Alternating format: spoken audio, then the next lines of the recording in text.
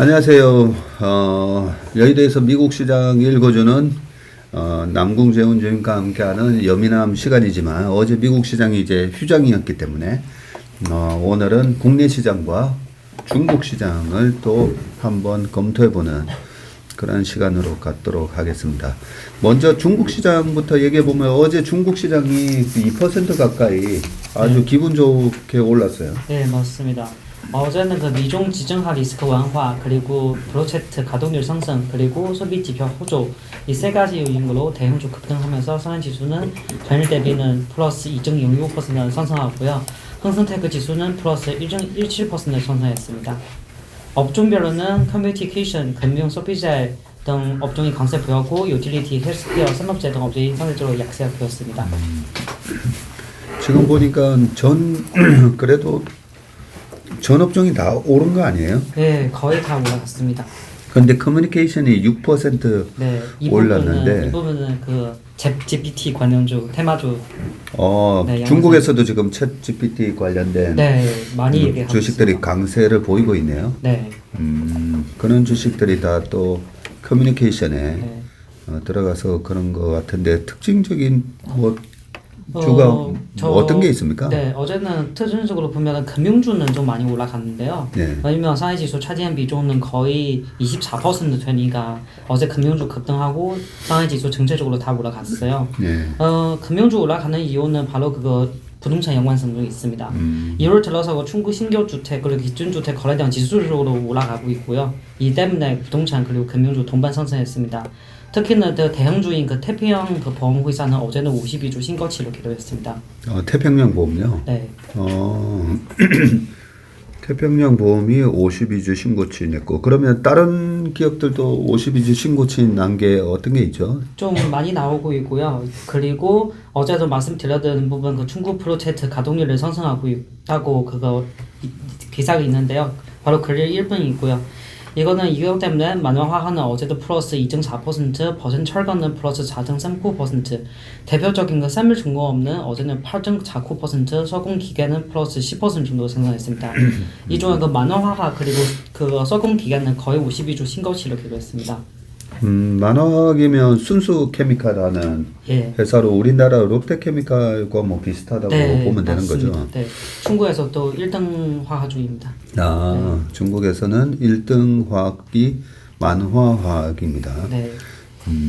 그리고 중국은 어제는 그 발표하는 데이터는 10대 그 상가 방문자 개수는 2019년 동기 수준 이상까지 회복되었다고 그 소식으로 어제 추가적으로 귀주모태, 메디클럽도 소비주는 강세를 보였습니다. 어제는 귀주모태는 플러스 거의 3% 가까이 상승했습니다.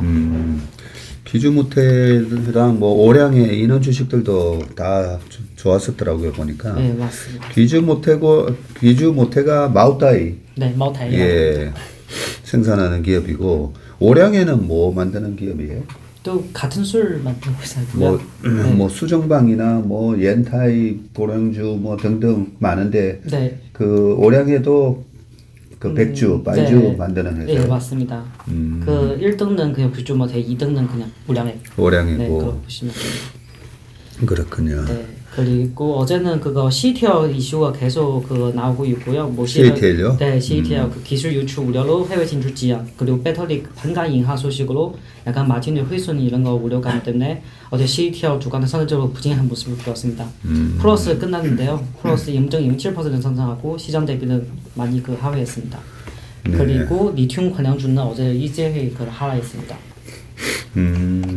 다른 주식들이 굉장히 강했는데 그동안에 우리나라 증시에서도 강했던 그런 2차전지 관련된 주식들이 중국 시장에서 어제는 약했었네요. 네, 맞습니다. 네.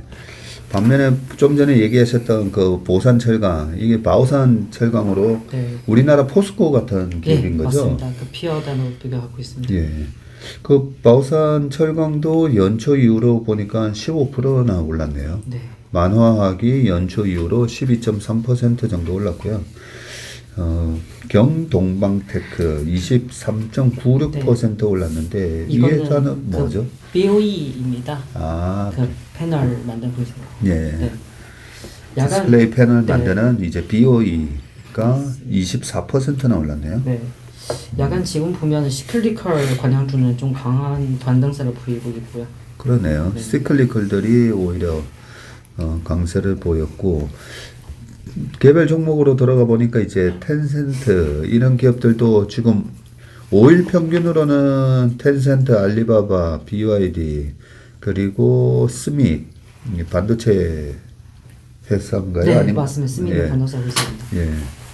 그 이런 회사들이 다 이제 센즈 차이나까지도 5일 평균은 마이너스 보이는데 최근에 우리나라 시장, 유럽 시장, 한국 시장 다 지금 2월 달 들어서는 약간 쉬어가는 그런 장세는 보이고 있는데 YTD로 보니까 지금 리오토 이 부분이 이제 전기 자동차죠. 네, 맞습니다. 전기차. 예, 29% 올랐고 BID도 19% 가까이 올랐고 텐센트 19% 정도 올랐 그런 모습을 지금 보이고 있는 모습이 미국의 빅테크 기업들 급반등했던 모습하고 일목상통해 보이는 그런 모습이네요. 네, 금리는 지금 제가 알기로는 중국의 국채 금리가 한 3% 정도 되죠. 네, 맞습니다. 거의 3%까지 가까이 올라갔는데요. 어제 대비는 1.8pp 정도 상승하고 2년물 교재 금리는 3.9pp 정도 상승했습니다. 그러면서 국채물 지금 중국 국채의 10년물은 2.92% 그렇게 기록을 하고 있네요. 어제 최상무님하고 우리나라 장단기 금리 차 보니까 3년물, 10년물이 거의 3.6? 예, 비슷해요. 그렇죠. 예. 거의 비슷했던 걸로 기억나는데 중국은 보니까 국채 10년물이 2.99, 2년물이 2.45 하면서 오히려 중국은 장단기 금리가 역전이 되어 있지 않고 장기물이 더 예. 금리가 높다 그죠? 그리고 2년물이 2.45를 지금 기록을 하고 있고 최근에 위안화 환율이 연초 이후로 좀 위안화가 강했었잖아요. 네. 지금 위안화 환율은 어떻게 됩니까? 왜냐면 환율은 어제 대비는 0.2% 그냥 전락되고 있는데요. 네. 요즘에 그 3개월 기준으로 그냥 4.52% 좀 전락되었는데 좀 안정적으로 추세가 유지하고 있습니다. 지금 보니까 6.86 네. 예, 그렇게 기록을 하고 있네요. 한때 7위안도 돌파를 했었다가 6.86 정도 지금 기록을 하고 있고 연초에 저희가 기억하기로는 1월 달에 작년 전체 외국인 매수에 네. 거의 뭐 40%, 60%가 들어왔다 이런 말씀을 하셨는데 어제는 어땠죠? 어제는 또 거의 추가적으로 60억 위안 정도가 주식 순매수하고요. 3일 연속 순매수 기록했습니다. 아 지금 3일 연속 순매수. 외국인 순매수 기록하고 있네요. 네. 그리고 아까 10대 상가 방문객이었는데 네. 상가 이러니까 우리나라에 이제 상가들이 꽤 많은데 중국의 10대 상가라고 하면 약간 그거 강남 지역 그렇게 구분하고요. 강남 그리고 홍대, 예. 명동 그런 대형상가 그 기준으로 그 산정의 지수이고요. 그러면 중국의 10대 상가면 뭐 저기 상해라든지 베이징. 베이징 이런 데 있는 큰 명동 네. 뭐 강남 쇼핑 뭐 단지. 예, 그런 쇼핑 단지라고 합니다. 네. 근데 여기 10대 상가 방문객 수가 2019년 동기 수준을 상회했다고요? 네, 맞습니다. 넘어갔습니다. 지금 2022년, 23년이잖아요, 그죠? 네. 아, 2023년이 지금 붉은색 그래프인데 지금 보니까 점선이 2021년 돌파했고 그리고 2019년 그 짙은 색을 실선 약간 얇은 실선을 훨씬 웃돌고 있네요. 네. 지금 보니까 중국이 리오프닝이 되면서 얼마나 이제 많은 분들이 나와서 지금 쇼핑을 할까 그게 궁금했는데 2019년 뿐만 아니라 지금 20년, 21년 다 이제 거의 예, 최상단까지 다 올라갔어요. 최상단까지 지금 네. 그렇게 올라 있는 모습입니다. 그리고 무역 네, 흑자 규모하고 중국 지수 간에 네. 높은 상관관계가 존재한다라고 네, 맞아요. 하셨는데. 저도 어제 그 리포트 보다가 네. 재밌는 차트는 2개 정도 가져왔는데요. 첫 번째는 저 그린 3을 보시면 이건 무역 흑자 규모 그리고 충구 지수 추이고요. 과거 역사 데이터 따르면은 무역 흑자 규모 충구 지수가 높은 상황을 가지고 있습니다. 그리고 그 작년 기준으로 두 지수는 괴리율을 많이 확대하고요. 네. 작년 기준으로 무역 흑자 규모는 역사급 그냥 올라가고 그는 지수 올라가지 못했어요. 그렇네요. 네.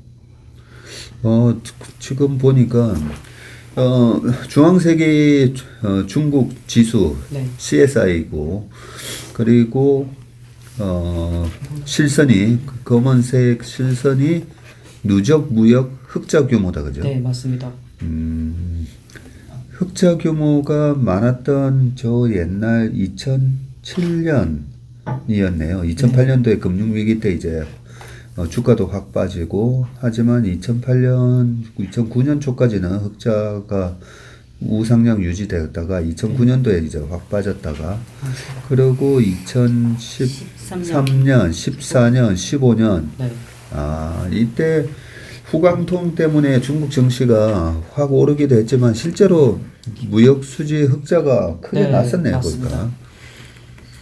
그러고 나서는 또 16, 17, 18까지 이렇게 좀 빠졌고 그리고 최근에 누적 무역 흑자 규모가 아주 큰 폭으로 올랐는데 네. 주가는 못 올라가고 네, 있네요. 맞습니다. 그 이유가 찾았는데요. 네. 이유가 두 가지 있습니다. 첫 번째는 충분 내수 부진. 아니면 그거 수출도 있고 수입도 있잖아요. 네. 전년 그 내수 부진 때문에 수익이 좀 악화되었어요. 예. 그래서 수출만 많이 하고 두 번째는 달러 가치 때문에 그거 수출 기업들이 거의 다 외환만 가지고 있어요. 그래서 이거는 다 바로 그 옛날처럼 외환화 환전하지 않고 그냥 달러만 가지고 있어서 그래서 별 영향이 받지 못했어요. 네, 그래서 그 작년 기준으로는 외환 결제 흑자 규모는 역사상 최저 수준까지 기록했습니다. 우리나라에도 뭐 비슷한 현상이 일어났던 게 원달러 환율이 계속 올라가니까 네. 달러를 가지고 있는 분들이나 수출해서 이제 달러를 버는 기업에서 계속 달러가 계속 강해지는 거 아닌가 이런 생각 때문에 그죠? 맞아요.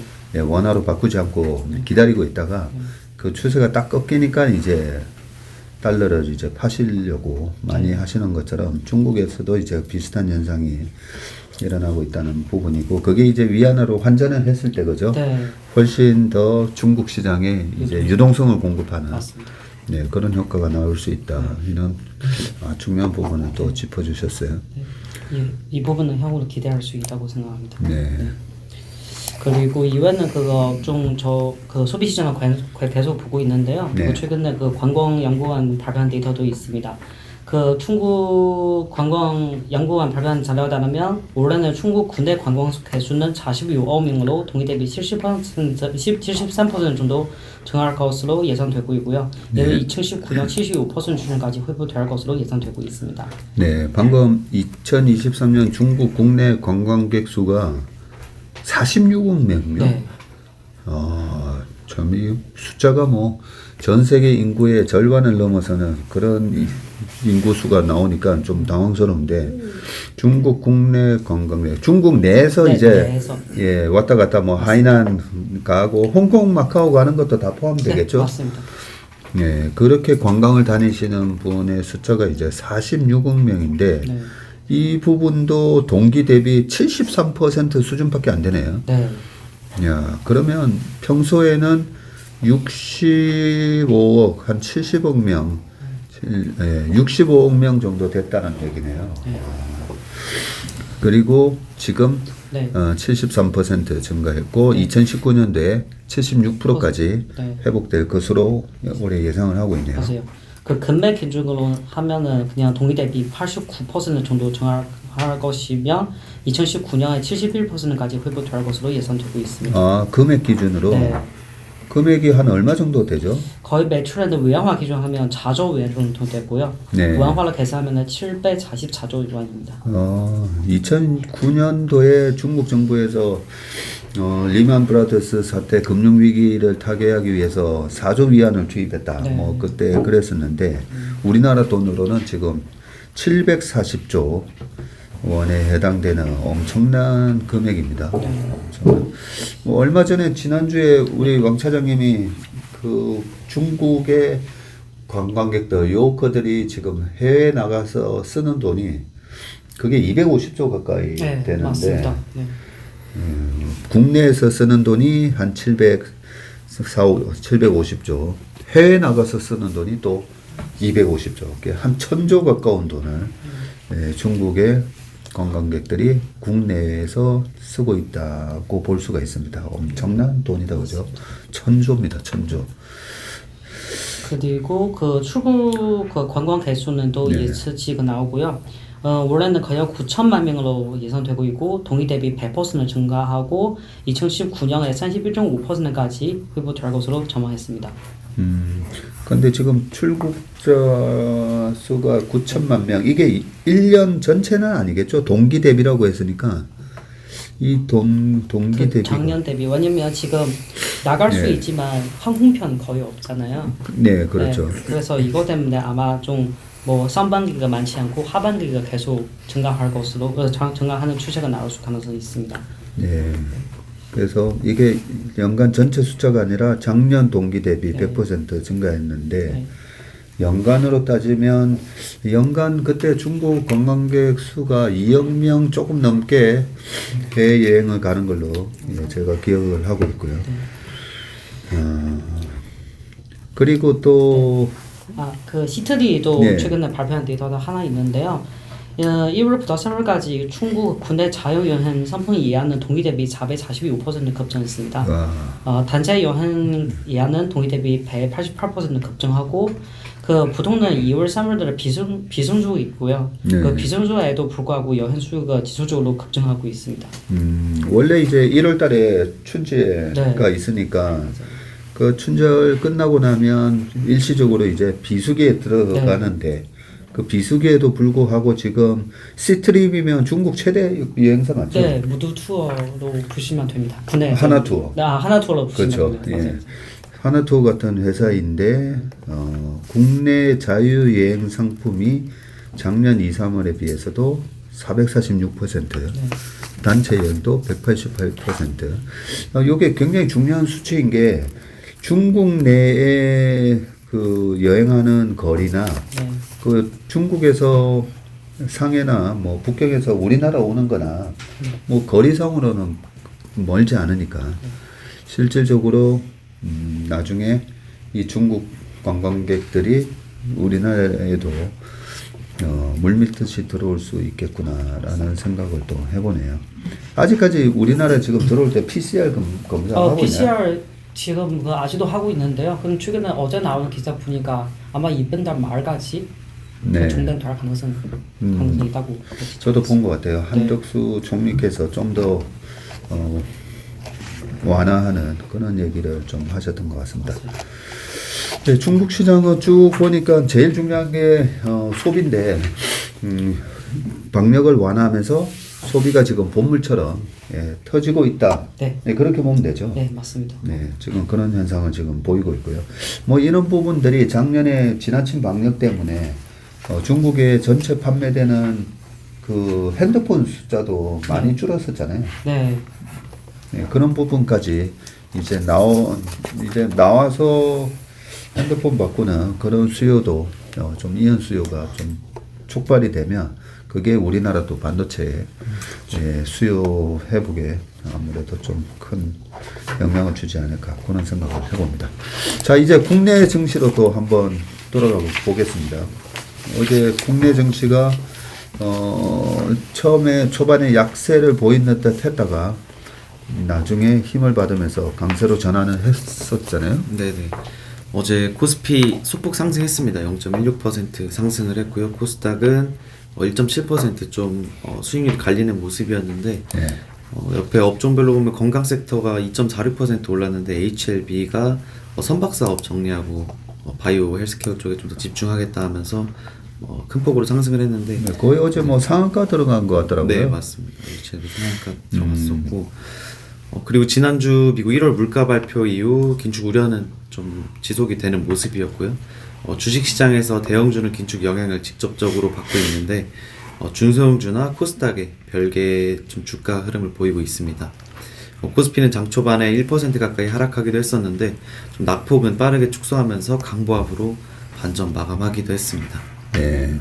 저희가 뭐 퀀트를 좀 돌려봤더니 1, 2, 3, 4월까지는 올해는 코스닥이 좀 좋을 것 같아가지고 저희가 자문하고 있는 삼성증권이나 KB증권의 개인연금에도 코스닥 150 ETF를 5% 가까이 자문 추천을 해놨는데 어제 코스피가 0.16 올랐는데 코스닥이 1.7% 오르면서 상당히 강한 모습을 보이고 코스닥의 상위 종목들 보면 2차전지 쪽이 약간 좀 쉬나 했더니 어제 HLB 같은 또 바이오주들이 튀어오르면서 전체 코스닥의 강세를 또 이어나가는 그 바통을 뭐 마라톤이 아니라 뭐죠? 개주 릴레이 하면서 바통을 또 넘겨받고 막 뛰는 듯한 그런 느낌을 받았습니다.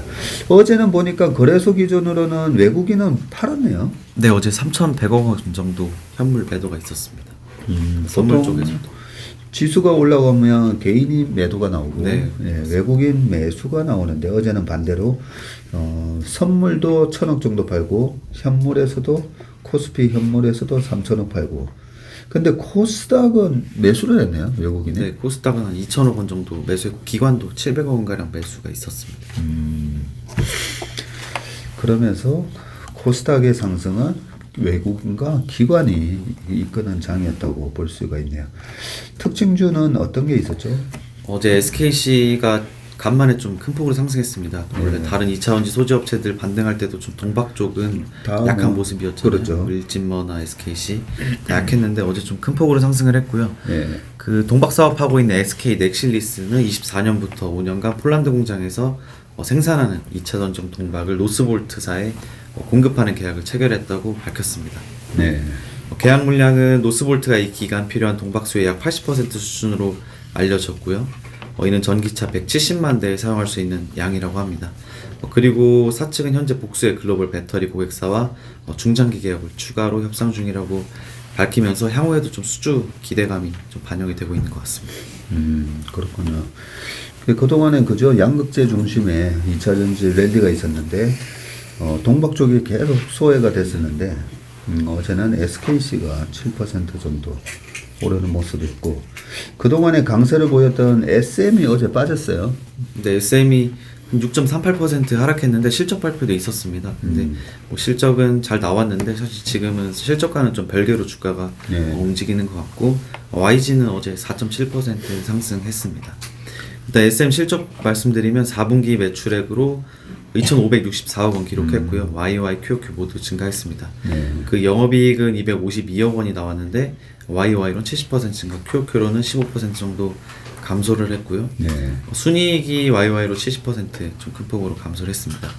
컨센비 매출액은 13%, 영업이익은 30% 상회, 그 순이익은 45% 하회를 했습니다. 사업부별로 보면 음반 음원 쪽이 768억 원이 나왔는데 전년 대비로는 좀 플랫하는 모습이었고요.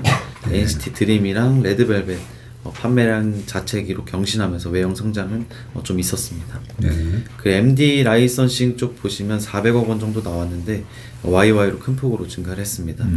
이제 콘서트 매출 발생하면서 뭐 굿즈 판매나 이런 쪽으로 효과가 있었던 것 같고요. 콘서트 쪽이 75억 원이 나왔는데 YOY로는 2,400% 증가를 했습니다. 국내외 콘서트 총 35회 진행되면서 리오프닝 수혜가 좀 있었던 것 같고요. 순이익 쪽에서는 일회성 요인들이 있었는데 외화 손실도 좀 있었다고 하고 SM 재팬이나 SMC 등 주식 매도 손실 81억 원이 발생을 했다고 합니다. 그리고 12개월 포워드 PR로 보면 하이브가 현재 35배 거래가 되고 있고요. SM이 30배, JYP 28배, YG가 21배 수준으로 거래가 되고 있습니다. 연초 대비 수익률로 보시면 하이브가 6%, SM이 58%, JYP 9%, YG가 21% 정도 수익률을 보이고 있습니다. SM이 그러면 경영권 문제로 인해서 주가가 60%나 올랐네요. 시가총액이 지금 SM이 2조 9천억을 보이고 있고 YG엔터가 9조 9천억, 딱 1조 내역 보니까 그리고 JYP도 시가총액이 SM 거의 밑에 턱 밑에 2조 한 5천억 된 거 같기도 네, 한데 맞습니다. 그죠?